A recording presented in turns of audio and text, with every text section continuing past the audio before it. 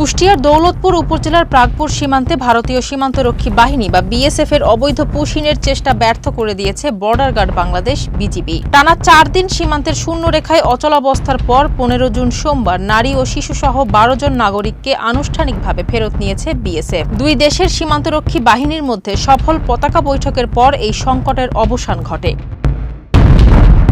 বেলা 11টার দিকে প্রাগপুর সীমান্তের 148/3 S pillar সংলগ্ন এলাকায় বিজিবি ও বিএসএফ এর মধ্যে দ্বিতীয় দফা পতাকা বৈঠক অনুষ্ঠিত হয়। বৈঠক শেষে ওই 12 জনকে বিএসএফ এর কাছে হস্তান্তর করা হয়। কুষ্টিয়া 47 বিজিবির অধিনায়ক লেফটেন্যান্ট কর্নেল রাশেদ কামাল রনি বিষয়টি নিশ্চিত করে জানান, গত 12 জুন শুক্রবার ভোর 5:30টার দিকে বিএসএফ অবৈধভাবে এই 12 জনকে বাংলাদেশে পুশিন করার চেষ্টা করে।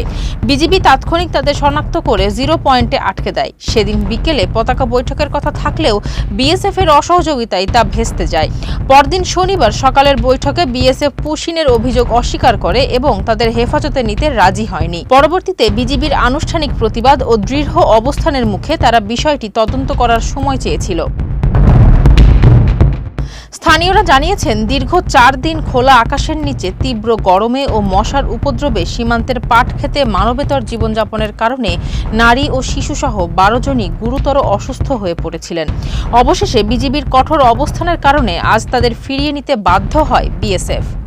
ফারজানা হাসিন, মানবকণ্ঠ।